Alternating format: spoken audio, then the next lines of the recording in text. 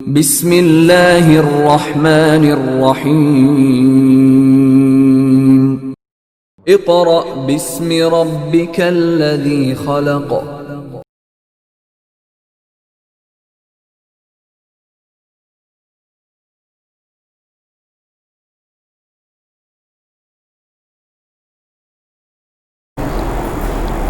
आउज़ुबिल्लाहि मिनश्शैतानिर्रजीम। बिस्मिल्लाहिर्रहमानिर्रहीम। Respectable parents and my dear students of class 2, Assalamu alaikum. Today we are going to study a beautiful poem. Before starting this poem, I would like to introduce the poet of this lesson to you. ये beautiful poem पहली poems की तरह बहुत ही interesting है। जैसे आपने conversation पढ़ी, उसमें आपको बहुत इंटरेस्टिंग सा एक डायलॉग बताया गया, इसी तरह इसमें भी आपको एक बहुत ही इंटरेस्टिंग चीज़ सुनने को और पढ़ने को मिलेगी।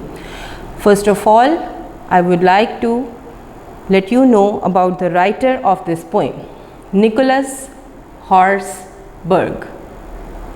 ये आपकी बुक के राइटर भी हैं और इन्होंने ये पोएम लिखी है और इस पोएम का नाम है I would like to B.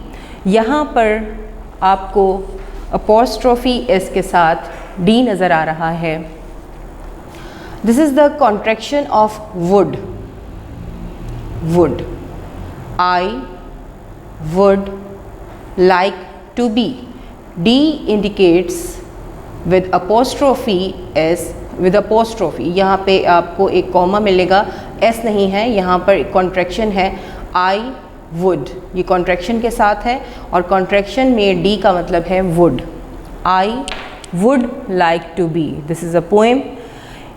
अब इस पोएम में क्या है कि यहाँ पर एक ख्वाहिश ज़ाहिर की जा रही है, एक डिज़ायर ज़ाहिर की जा रही है और इसका मतलब है मैं बनना चाहता हूँ। ठीक है, मैं बनना चाहूँगा या मैं चाहता हूँ। कैसा बनना चाहता हूँ, यानी एक बच्चे की ख्वाहिश समझ लें कि जब आप छोटे होते हैं तो आप कहते हैं कि मैं पायलट बनना चाहता हूँ या मैं एस्ट्रोनॉट बनना चाहता हूँ या मैं पुलिसमैन बनना चाहता हूँ। तो यहाँ पर भी इस पोएम में एक बच्चा है जो बहुत नॉटी है और निकोलस हॉर्सबर्ग ने उस बच्चे की एक डिज़ायर ज़ाहिर की है कि वो क्या बनना चाहेगा। यहाँ पर आपको पिक्चर में नज़र आ रहा होगा मंकी और नीचे एक टाइगर। अब यहाँ जो बच्चा है वो क्या बनना चाह रहा है, पहले स्टेंजा में उसकी डिज़ायर ज़ाहिर की जा रही है बच्चे की कि वो मंकी बनना चाह रहा है। मंकी पता है आप सबको मंकी क्या होता है? आपने ज़ू में देखा होगा, अक्सर सड़कों पे भी जो बंदर के तमाशे दिखाने वाले होते हैं उनके पास होते हैं मंकीज़। तो मंकी बंदर को कहते हैं, उर्दू में बंदर और इंग्लिश में मंकी। अब ये मंकी क्या करता है ये तो सबको पता है, बहुत नॉटी होता है। ये दरख्तों पर इधर से उधर हाथ में बनाना पकड़े फिर रहा होता है। बनाना इसका फेवरेट फ्रूट है और इधर से उधर जंप करके, इधर से उधर लीपिंग के ज़रिए उछलते कूदते इसकी लाइफ गुज़रती है और बड़ा आज़ाद होता है, जहाँ चाहता है चढ़ जाता है दरख्तों के ऊपर, बिल्डिंग्स पे। तो अक्सर आपने इसको ज़ू में ऐसी हरकतें करते देखा होगा, केजेस में। अब दूसरे स्टेंजा में एक टाइगर आपको नज़र आएगा और वो टाइगर क्या कर रहा है कि बच्चे की ख्वाहिश है कि मैं भी टाइगर की तरह आज़ाद जंगल में घूमता रहूं, कोई रोक टोक ना हो और जब मुझे मेरा दिल चाहे मैं शिकार करूं और अपने शिकार के बाद आराम से सो जाऊं। तो ये सब डिज़ायर्स जो हैं ये एक बच्चे की हैं। यहाँ पर दो स्टेंजाज आपको नज़र आ रहे हैं और स्टेंजा आपको मैं पहले बता चुकी हूँ कि यहाँ पर जो पैराग्राफ होते हैं, उर्दू में जब हम टेक्स्ट पढ़ते हैं तो उसको पैराग्राफ कहते हैं और यहाँ पर जब पोइट्री होती है तो उसमें स्टेंजा होता है जो मुख्तलिफ़ लाइंस की सूरत में हमारे सामने आता है। तो यहाँ पर सबसे पहले हम वर्ड्स टू नो की तरफ आने से पहले देखेंगे कि आज जो हम करने जा रहे हैं this is work for day 1। ये स्टडी वर्क है हमारा डे 1 का। आपको डिवीज़न कर दी गई है काम की ताकि आपके लिए आसानी हो, और अगर आपका इंटरेस्ट हो तो ये ज़रूरी नहीं कि आप सिर्फ एक दिन का काम ही एक दिन में करें। It is up to you कि बेहतर समझें, आपको इंटरेस्टिंग लगे तो आप एक दिन में 2 दिन का काम देख भी सकते हैं, पढ़ भी सकते हैं और याद भी कर सकते हैं। वर्ड्स टू नो, वो अल्फाज जिनको जानना ज़रूरी है। लीपिंग, लीप छलांग मारना, और यहाँ पर इसका इंग्लिश में मीनिंग है जंपिंग, यानी कूदना। छलांगे लगा लगा के एक जगह से दूसरी जगह जाना, फलांगते हुए जाना, उसको लीपिंग कहते हैं। Prowl, prowl PROWL, prowl. लाई इन वेट, यानी इंतज़ार करते हुए लेट जाना, सुस्ता लेना। क्रीप अराउंड, या आहिस्ता आहिस्ता रेंगना, लेटते हुए रेंगना। तो ये थे 2 वर्ड्स जो यहाँ लिखे हुए हैं, लेकिन मैंने आपको जो PDF अभी सेंड किया है व्हाट्सएप के ज़रिए, तो उसमें आपके मज़ीद वर्ड्स मीनिंग भी हैं, और साथ साथ हम यहाँ भी मुख्तलिफ़ वर्ड्स को जानेंगे। तो सबसे पहले open your books, page number 51। Hold your lead pencils in your hand. तो आपको अपने साथ वो नोट्स भी रखने चाहिए, और ये इंटरेस्टिंग सी पोएम पढ़ने से पहले हम अपने आप को इस पोएम के फेज़ में ले जाएंगे। और अब हम भी चाहेंगे कि I would like to be, कि मैं बनना चाहूँगा, या मैं बनना चाहता हूँ, या मैं बनना चाहती हूँ, दोनों तरह आ सकते हैं। I would like to be a monkey, मैं एक बंदर की तरह बनना चाहता हूँ। And climb the trees so high, and और क्लाइम ऊपर चढ़ना, किसी बुलंद चीज़ पर चढ़ने को क्लाइम कहते हैं। यहाँ पर एक बात मैं और बताती चलूँ आपको कि जब हम क्लाइम लिखते हैं CLIMB क्लाइम, तो क्लाइम में B जो है ये साइलेंट है, क्लाइम, ठीक है, ये साइलेंट पढ़ा जाएगा। तो यहाँ पर आपने क्लाइम इस तरह पढ़ना है। And climb the trees so high, और मैं ऊंचे ऊंचे दरख्तों पर चढ़ना चाहता हूँ। Jumping leaping branch to branch, और मैं उछलना कूदना चाहता हूँ ब्रांच टू ब्रांच, यानी एक शाख से दूसरी शाख पर। मंकीज़ का क्या काम है? मंकीज़ का तो यही काम होता है ना, वो एक जगह बैठते तो नहीं हैं। अब वो ब्रांच टू ब्रांच, यानी ब्रांच किसे कहते हैं? दरख्त की शाख को, ठीक है, जिसके ऊपर पत्ते लगते हैं, फिर उसके ऊपर फ्रूट्स आते हैं। तो ये देखिए, आपने पिक्चर में भी देख सकते हैं कि मंकी ब्रांच पकड़े हुए मुस्कुरा रहा है, यानी ये इनका फेवरेट गेम है। Jumping leaping branch to branch, एक शाख से दूसरी शाख उछलता कूदता रहूं। Till I reach the sky, उस वक्त तक जब तक मैं आसमान तक ना पहुंच जाऊं। टिल का मतलब है तक, आई रीच पहुंच जाऊं, द स्काई आसमान पर, यानी ख्वाहिश जाहिर की है कि मैं एक मंकी बनना चाहता हूँ। और क्यों बनना चाहता हूँ? कि आज़ादी से एक ब्रांच से दूसरी ब्रांच तक कूदता उछलता रहूँ, और ऊंचे ऊंचे दरख्तों पर चढ़ता रहूँ, और उस वक्त तक चढ़ता रहूँ जब तक मैं कहाँ ना पहुँच जाऊँ? आसमान तक। Playing skipping all day long, मैं खेलता रहूँ, और स्किपिंग जिस तरह आप रोप से स्किप करते हैं, रस्सा कूदने को आप स्किप कहते हैं, यानी उछलते उछलते किसी जगह जाना, कदम जमा के ना जाना बल्कि उछलते उछलते जाना, उसको फलांगना भी कह सकते हैं। खेलते हुए फलांगते हुए सारा दिन। डांसिंग ईटिंग टू, इसको डांसिंग भी पढ़ सकते हैं, डांसिंग भी पढ़ सकते हैं। तो यहाँ पर आप दोनों तरह प्रोनाउंसिएशन कर सकते हैं, डांसिंग भी और डांसिंग भी। डांसिंग, ईटिंग, टू, ये TOO का मतलब है भी।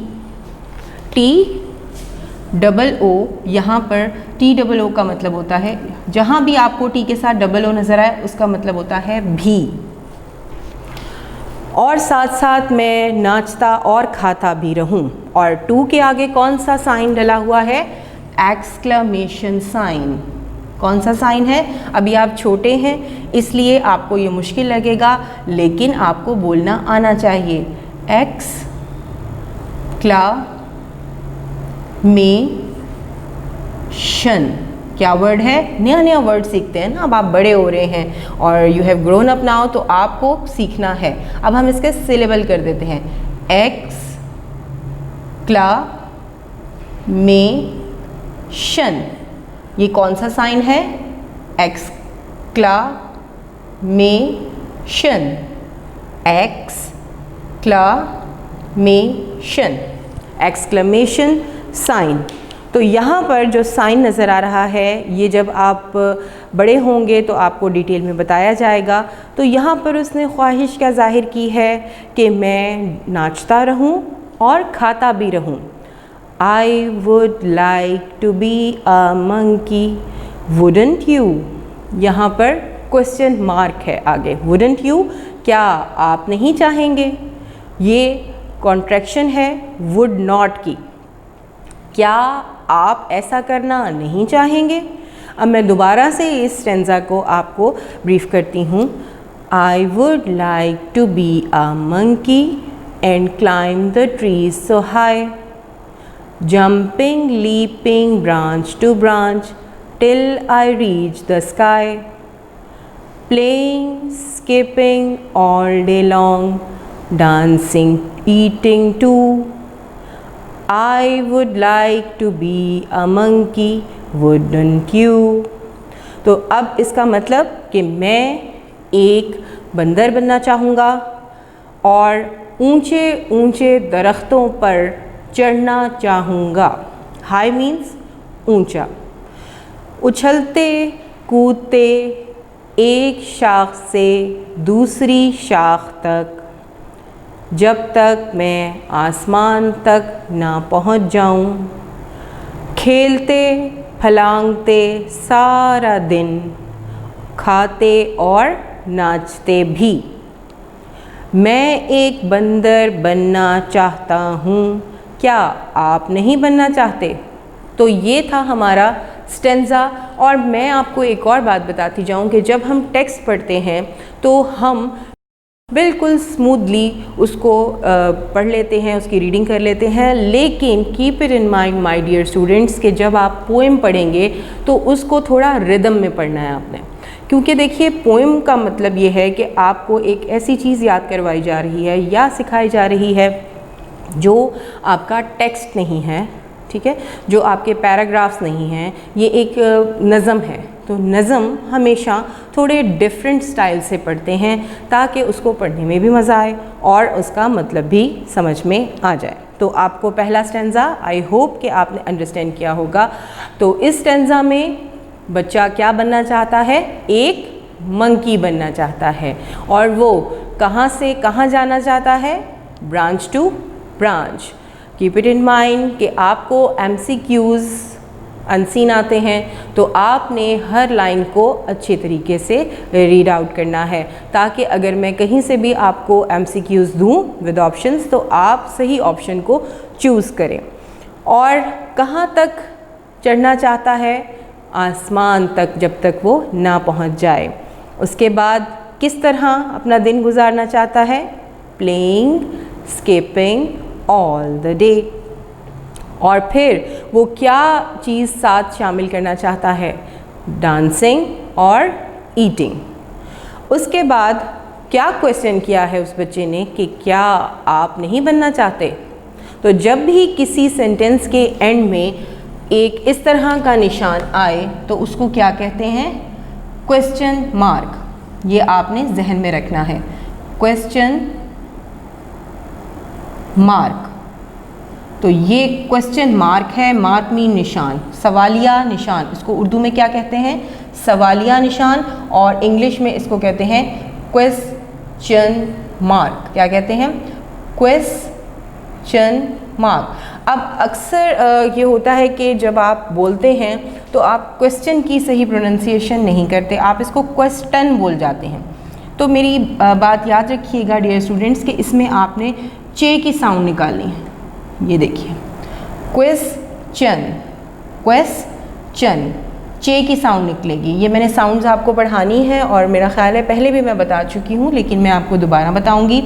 क्वेश्चन, तो यहाँ पर QUES, TION, चन, क्वेश्चन, और इसको कहते हैं क्वेश्चन मार्क। आपने इसको टे से साउंड नहीं करना। तो यहाँ पर जिस लाइन में आपको सवालिया निशान एंड में लगा नज़र आए तो इसका मतलब है कि आपसे कोई सवाल पूछा जा रहा है। दूसरा स्टेंजा, अब पहले स्टेंजा में तो बच्चे की डिज़ायर है कि वो मंकी बनना चाहता है। अब दूसरे स्टेंजा में वो क्या कह रहे हैं? I would like to be a tiger, मैं एक शेर बनना चाहता हूँ। Have you ever seen the tiger? Yes, of course. You have seen the tiger in zoo. Tiger is a wild animal. Wild animal और pet animal में क्या फ़र्क होता है? Wild animal zoo में केज में रखे जाते हैं, जंगलों में होते हैं। जो पेट एनिमल होते हैं आप उनको घरों में पाल सकते हैं। अब आप टाइगर तो अपने साथ लेके नहीं फिर सकते ना, और उसको आप अपने पास सुला भी नहीं सकते, उसको प्यार भी नहीं कर सकते, क्योंकि ये एक वाइल्ड एनिमल है। वाइल्ड मीन जंगली जानवर। तो वाइल्ड एनिमल और पेट एनिमल में फ़र्क ये है कि पेट एनिमल को आप अपने घरों में पाल सकते हैं। अब आप सोचिए कौन कौन से पेट एनिमल्स होते हैं? जी, आपके घरों में आप कैट्स पाल सकते हैं, डॉग्स, गोट्स, और इवन आप हॉर्स भी रख सकते हैं जिनके घर बड़े होते हैं, लेकिन आप टाइगर घर में नहीं रख सकते।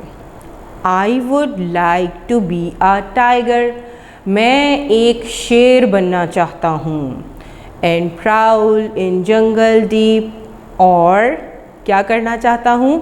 आराम से लेटा रहना चाहता हूँ, और इंतज़ार में, जैसे किसी के इंतज़ार में आप आंखें बंद किए सो नहीं रहे होते, लेकिन आंखें बंद किए ऐसे जैसे हेड डाउन आप कर लेते हैं समटाइम्स आप क्लास में, और इस तरह अगर आप किसी के इंतज़ार में लेट जाएं या ऐसे, जैसे देखिए एक बिल्कुल आराम की पोजीशन में लेटा हुआ है यहाँ टाइगर, और जिसको कोई फ़िक्र नहीं है, मैं इस तरह लेटना चाहता हूँ। और किस में? इन जंगल डीप, घने जंगलों में, डीप बहुत गहरे घने जंगलों में।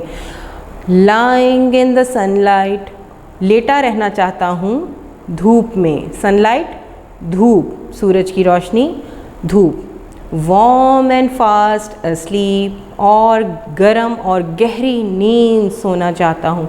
फास्ट अस्लीप का मतलब है गहरी नींद। ये आपको वर्ड्स मीनिंग में भी मैंने दिए हुए हैं।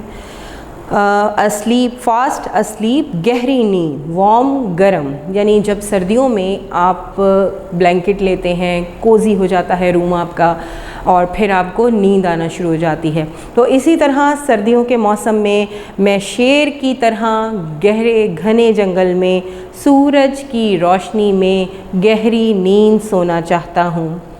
हंटिंग इन द इवनिंग, और शाम को शिकार करना चाहता हूँ।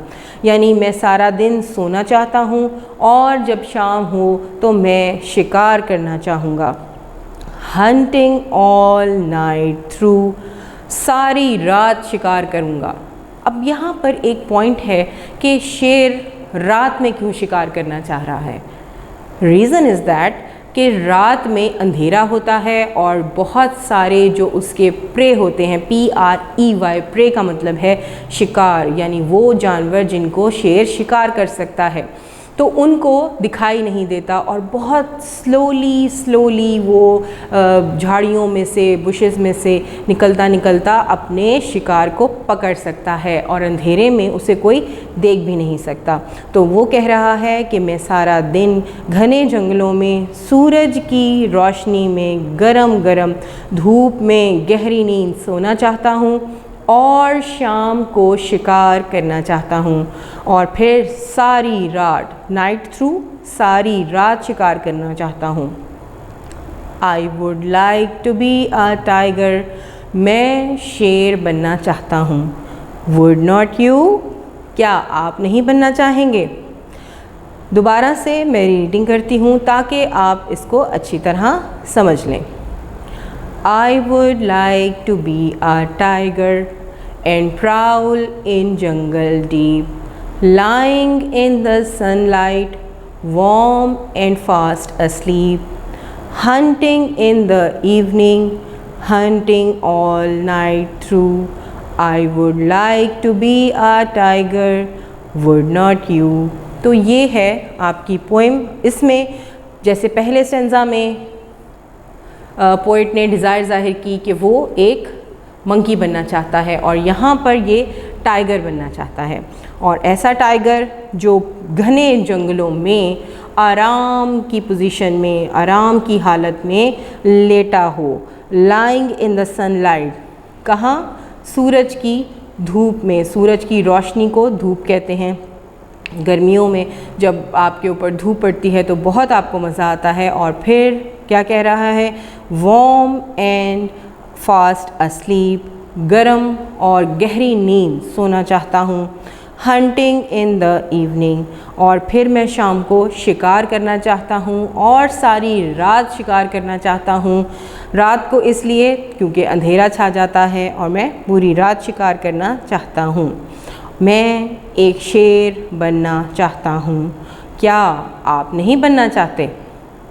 ये थी हमारी पोएम, और इसमें आपने जो भी वर्ड्स देखे हैं वो सब आपके मीनिंग्स में मौजूद हैं। आपने उसको ओपन करना है, बार बार रीडिंग को सुनना है और रिदम के साथ पढ़ने की कोशिश करनी है। जो वर्ड्स आपको मुश्किल लगें उसकी आपने बार बार प्रैक्टिस करनी है।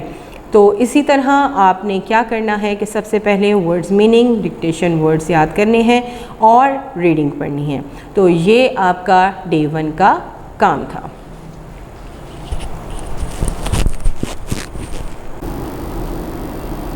डियर स्टूडेंट्स, आपकी poem I would like to be study work for day 2। Day 1 में हमने इसकी रीडिंग कंप्लीट की और इसके वर्ड्स टू नो को समझा। Now let's start study work for day 2। Page number 52 आपको क्वेश्चन आंसर्स, वर्ड्स मीनिंग और डिक्टेशन वर्ड्स PDF व्हाट्सएप कर दिए गए थे। अब यहाँ पर हम उसका रिमेनिंग बुक वर्क करेंगे। इसके अलावा बुक वर्क की पिक्चर्स भी आपके पास आ चुकी होंगी व्हाट्सएप पे। यहाँ पर सबसे पहले जो हम स्टार्ट करने जा रहे हैं वो है B part, working with words. उसमें आपने use the following phrases in sentences of your own. Own का मतलब होता है अपने से, यानी आपने नीचे दी हुई फ्रेजेस को अपने अल्फाज में, जुमलों में इस्तेमाल करना है। राइट? तो अब आप कहेंगे कि ये क्या हैं? इनको जो फ्रेजेस हम करने जा रहे हैं इनको सिमिलीज़ भी कहते हैं। याद रखिए डियर स्टूडेंट्स कि जहाँ पर आपको एज़ का वर्ड नज़र आए, लुक एट द बोर्ड, जहाँ आपको एज़ का वर्ड नज़र आए, एज़ यानी एक ही वर्ड जो वर्ड है उसमें 2 दफ़ा एज़ इस्तेमाल हो तो उनको फ्रेजेस भी कहते हैं और सिमिलीज़ भी कहते हैं। और यहाँ पर आपने समझ लेना है कि ये ऐसे जैसे, यानी इतना जितना। इसके अलावा जहाँ आपको लाइक का वर्ड नज़र आए वो भी सिमिली होती है, यहाँ पर फ्रेजेस का नाम दिया गया है, इनको फ्रेजेस भी कहते हैं, तो कंफ्यूज होने की ज़रूरत नहीं है। आगे आपको अगर कहीं भी एज वाले वर्ड्स नज़र आएँ तो आपके जहन में होना चाहिए कि इनको फ्रेजेस भी कहते हैं और सिमिलीज भी कहते हैं। So let's start. यहाँ पर आपको पहला वर्ड जो दिया गया है सेंटेंस बनाने के लिए, एज कोल्ड एज आइस, इतना ठंडा जैसे कि बर्फ़। अब यहाँ पर तशबीह दी गई है, मिलाया गया है ठंडक को बर्फ़ से, यानी बर्फ़ कितनी ठंडी होती है। अगर किसी चीज़ को आपने तशबीह देनी है कि ये इतनी ठंडी है जैसे कि बर्फ़, तो मतलब बहुत ज़्यादा ठंडे हैं। वो कोई भी चीज़ हो सकती है, कोल्ड ड्रिंक हो सकती है, आपकी सॉफ्ट ड्रिंक हो सकती है, आपका कोई भी वेदर हो सकता है, या आपकी कोई ऐसा स्टफ़ हो सकता है जिसको आपने सर्दी या ठंडक से तशबीह देनी है। तो यहाँ पर इसको जुमले में इस्तेमाल करेंगे, his hands are as cold as ice, उसके हाथ इतने ठंडे हैं जैसे कि आइस। आइस क्या होती है? बर्फ। Number 2, as old as the hills, इतना पुराना जैसे पहाड़। क्यों कहा? क्योंकि पहाड़ सदियों पुराने होते हैं, कई कई 100 साल से वो खड़े होते हैं और उनको कोई भी नुकसान नहीं पहुंचता, आंधी से, बारिश से या दूसरी चीज़ों से। यानी पहाड़, बहुत पुरानी चीज़ को अगर हमने तशबीह देनी है तो हम पहाड़ से देंगे। ओल्ड मीन्स पुराना, इतना पुराना जैसे पहाड़। This building is as old as hills, यानी ये इमारत इतनी पुरानी है जैसे पहाड़। यानी अगर हमने ये कहना है कि this building is very old, तो ये थोड़ा इतना इम्प्रेसिव नहीं लगेगा एज़ कम्पेयर टू कि हम कोई फ्रेज़ इसके अंदर ऐड कर दें, और वो फ्रेज़ क्या है कि इतनी पुरानी बिल्डिंग जैसे पहाड़। तो third one is as hard as stone. Hard means सख्त, बहुत ज़्यादा सख्त, और स्टोन का मतलब होता है पत्थर। अब पत्थर बहुत ज़्यादा हार्ड होता है, ठीक है, उसका स्टफ़ बहुत हार्ड होता है। तो अगर किसी चीज़ को आपने सख्त कहना हो तो आप कैसे कहेंगे? This almond is as hard as stone, यानी ये बादाम तो इतना सख्त है जैसे कि पत्थर। ठीक है, बादाम तो सब खाते हैं, और वो जब आप क्रैक करते हैं उसके अंदर से आप बादाम की गिरी निकाल कर खाते हैं तो वो अक्सर होता है कि टूट जाता है और अक्सर नहीं भी टूटता। तो अगर कोई बहुत सख्त चीज़ हो और आपने कहना हो तो आप हार्ड को ऐसे कहेंगे कि this almond is as hard as stone. Almond की जगह आप कोई और वर्ड भी यूज़ कर सकते हैं। Next is as white as snow. White means सफ़ेद। अब सफ़ेदी को किस से सिमिलैरिटी दी गई है? स्नो से। स्नो क्या होती है?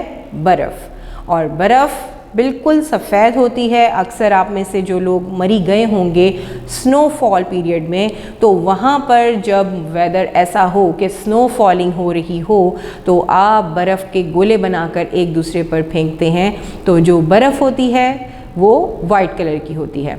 तो आपने अगर किसी सफ़ेद चीज़ को तशबीह देनी है, मिलाना है, उसको सिमिलैरिटी देनी है, तो आप बर्फ़ से देंगे। Her uniform is as white as snow. उसका यूनिफॉर्म इतना सफ़ेद है जैसे कि बर्फ़। Her uniform is as white as snow. उसका यूनिफॉर्म इतना सफ़ेद है जैसे कि बर्फ़। अब आइस और स्नो जो है, स्नो आसमान से गिरती है, ठीक है, और आइस जो है वो जमी हुई बर्फ़ को कहते हैं।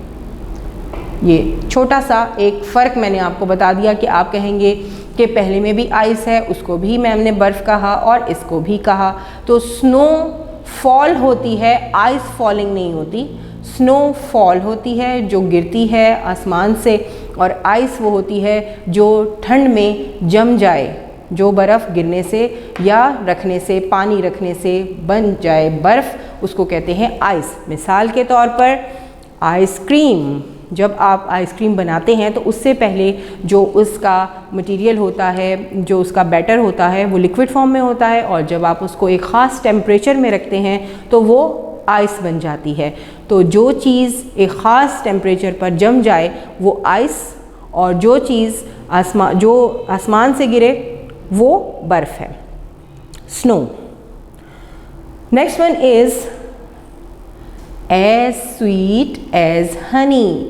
हनी क्या होता है? आप सबको बहुत पसंद होता है, आप उसको ब्रेड पे भी लगा के खाते हैं, वैसे भी खाते हैं, और हनी होता है शहद, ठीक है। और हनी का टेस्ट कैसा होता है? स्वीट, मीठा, इतना मीठा जैसे शहद। अब जुमला क्या बनाएंगे? She speaks as sweet as honey. वो इतना मीठा बोलती है जैसे शहद, ठीक है। अगर आपका किसी से इंटरेक्शन हो, यानी राब्ता हो, मिलना हो, और उसकी आपको बातचीत पसंद आए और आप उससे कहें कि आप तो बिल्कुल शहद जैसा बोलती हैं, बहुत मीठा बोलती हैं, तो आप उनको क्या कह सकते हैं, यानी किस तरह उनकी सिमिलैरिटी को शो कर सकते हैं उनकी बोलने की? She speaks. स्पीक्स क्यों लगाया मैंने? क्योंकि यहाँ पर शी है और सिंगुलर नाउन है। आगे आप टेंसेस में पढ़ेंगे कि प्रेजेंट टेंस में अगर हमने ही, शी, इट या नेम लगाना होता है तो हम उसके साथ वर्ब की पहली फॉर्म के साथ एस लगाते हैं। और याद रखिए कि एस वर्ब की हमेशा पहली फॉर्म के साथ ही लगाया जाता है। She speaks as sweet as honey. वो इतना मीठा बोलती है जैसे शहद।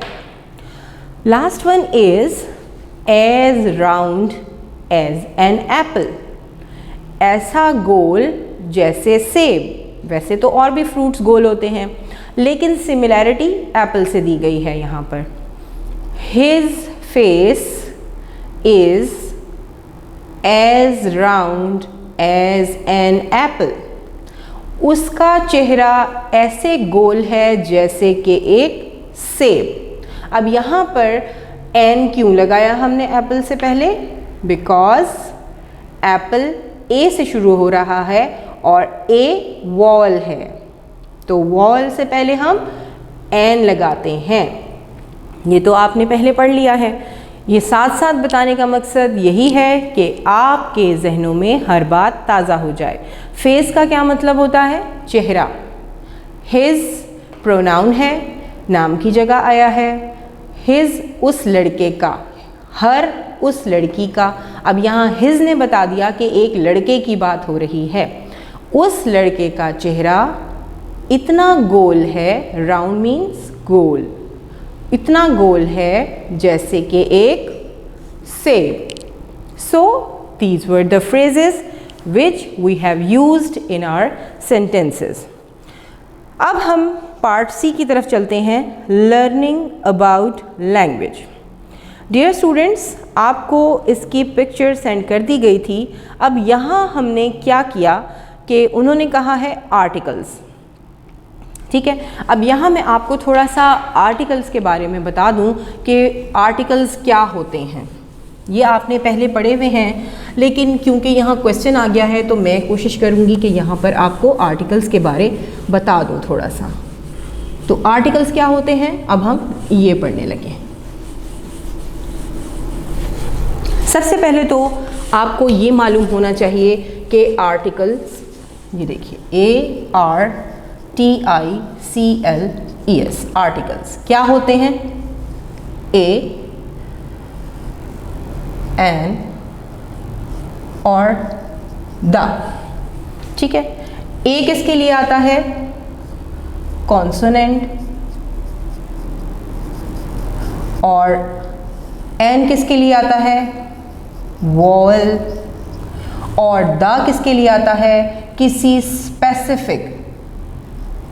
स्पेसिफिक का मतलब होता है ख़ास, किसी ख़ास चीज़ जगह के लिए या किसी ख़ास मकाम के लिए, किसी ख़ास किताब का नाम हो रहा हो या किसी ख़ास शख्स का हो रहा हो, तो हम द इस्तेमाल करते हैं।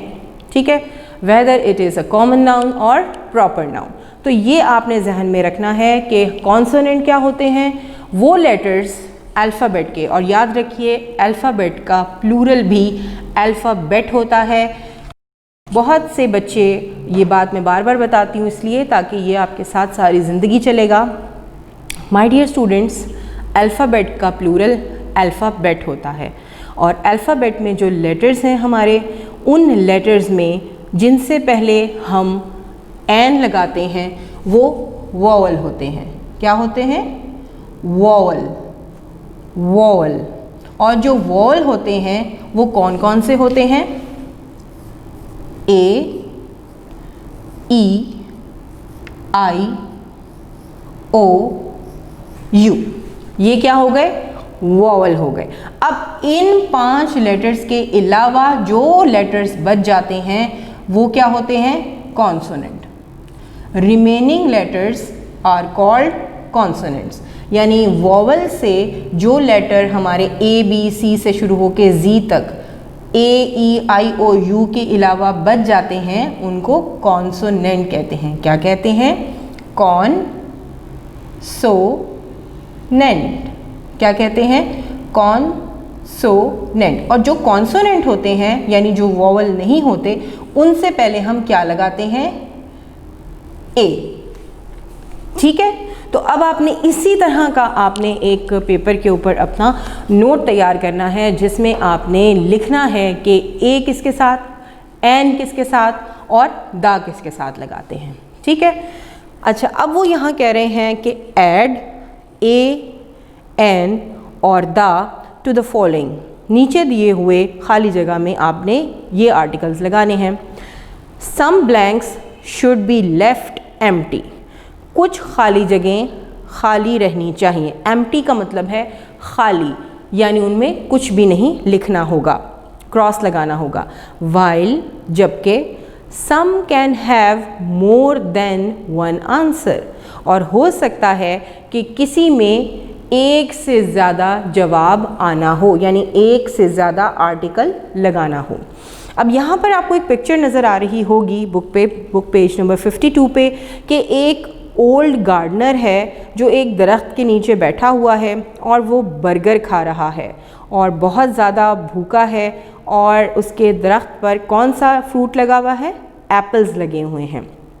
अब यहाँ पर हम स्टार्ट करते हैं और इस स्टोरी को मुकम्मल करते हैं आर्टिकल के साथ। Dash old dash gardener. अब यहाँ पहले में आएगा एन ओल्ड और दूसरे में क्रॉस लगा दीजिए और यहाँ कुछ नहीं आएगा। An old gardener came to, यहाँ पर भी क्रॉस लगेगा, यहाँ पर भी कुछ नहीं आएगा। Came to garden every day in the morning. ठीक है, as the sun was rising, dash में क्या आएगा? The. As the sun was rising, सूरज तुलू हो रहा था, full stop. He took up dash old watering can, उसने अपना, यहाँ डैश में क्या आएगा? एन। क्यों? क्योंकि ओल्ड ओ से शुरू हो रहा है और ओ वॉवल है। Filled it at a tank, dash में आ आएगा। एंड वाटर्ड, यहाँ पर डैश में कुछ नहीं आएगा, क्रॉस लगा देंगे। फ्यू वाटर बेड्स, यहाँ पर वाटर बेड्स आ जाएगा। Then he cut the grass, फिर उसने घास काटी। द एंड, सॉरी, उसके बाद कॉमा है। एंड पिक्ड डैश वेजिटेबल और टू, पिक्ड अ वेजिटेबल और टू से पहले वाली ब्लैंक में कुछ नहीं आएगा और पिक्ड के बाद वाले में आ आएगा। लेटर, बाद में, dash gardener sat under dash orange tree. Letter के बाद कॉमा और कॉमे के बाद डैश है, डैश में द आएगा। Gardener sat under an orange tree and ate his breakfast. Breakfast से पहले जो आपका डैश है उसमें क्रॉस आएगा और ये ब्रेकफास्ट नहीं, इसको ब्रेकफास्ट कहेंगे। तो ब्रेकफास्ट से पहले जो डैश है उसमें क्रॉस आएगा, उसमें कुछ भी नहीं आएगा। तो ये थी आपकी फिल इन द ब्लैंक्स और ये आपको PDF नोट्स में भेजी गई हैं, आप वहाँ से भी देख सकते हैं। तो यहाँ पर अब पेज नंबर 53 पे आपकी एक एक्टिविटी है लिसनिंग एंड स्पीकिंग के नाम से, डी पार्ट है। से दीज वर्ड्स अलाउड, इन अल्फाज को ऊंची आवाज़ में कहिए। अब आपने आवाज़ पे गौर करना है। Box, extra, exact, fox, wax, exam, taxi, 6, exit, exhaust, next, exhibition. Make 2 columns in your notebooks. ठीक है, अब यहाँ पर जो वर्ड आपको आया है कॉलम, तो कॉलम में आपने एन को साइलेंट पढ़ना है। देखिए एक एक चीज़ को साथ लेके चलना है हमने। आपका अगर सवाल भी है ना तो सवाल में भी कुछ ना कुछ सीखने को मिलेगा। तो कॉलम में जब आप देखें कि COLUMNS है तो एन साइलेंट आएगा। साइलेंट का मतलब लिखा जाएगा लेकिन उसे बोला नहीं जाएगा। तो 2 कॉलम है यहाँ पर, यानी जिस तरह आप वर्ड्स मीनिंग के लिए बनाते हैं, यहाँ 2 कॉलम हैं। अब वो क्या कह रहे हैं कि साउंड्स लाइक EKX, यानी जिन अल्फाज में X की साउंड निकल रही है, EKX यानी X की साउंड निकल रही है, उनको आप इस कॉलम में लिखिए। और जिन में एग्स, इग्स इसकी साउंड निकल रही है उसको आपने दूसरे कॉलम में लिखना है। अब आपने हर वर्ड को प्रोनाउंस करना है और देखना है कि कौन से कॉलम में कौन सा वर्ड आना है। अगरचे मैं इसको आपको PDF फॉर्म में भेज चुकी हूँ, लेकिन मैं यहाँ दोबारा इसलिए करवा रही हूँ ताकि आपको साउंड के ऊपर किस तरह फोकस करते हैं ये मालूम हो जाए। तो सबसे पहला वर्ड है बॉक्स। अब यहाँ पर X की साउंड निकल रही है तो बॉक्स को हम EKS वाले कॉलम में लिख देंगे। दूसरा वर्ड है एक्स्ट्रा। अब यहाँ भी बहुत लाइट सी साउंड निकल रही है, आपकी हलक से आवाज़ नहीं है, सिर्फ आपकी जो साउंड है वो क की साउंड है, ग की साउंड नहीं है। तो क की साउंड में एक्स है तो एक्स्ट्रा। एक्स्ट्रा को भी आप पहले वाले EKS वाले कॉलम में लिख देंगे। नेक्स्ट है एग्जैक्ट। क्या मैंने प्रोनाउंस किया, गौर से सुनिए, एग्जैक्ट। यस, तो आप इसको EGS वाले कॉलम में लिख देंगे क्योंकि इसकी साउंड ग की निकल रही है। तो एग्स की साउंड में एग्जैक्ट। एग्जैक्ट को आप EGS वाले कॉलम में लिख देंगे। उसके बाद है फॉक्स, बहुत ही सॉफ्ट साउंड है फॉक्स, क और सीन की साउंड फॉक्स, तो इसको आप EKS वाले कॉलम में लिख देंगे। Next word is wax, same here. अब वैक्स तो नहीं कह रहे ना आप, वैक्स, तो यहाँ पर भी EKS वाले कॉलम में आप इसको राइट अप करेंगे। Next word is exam.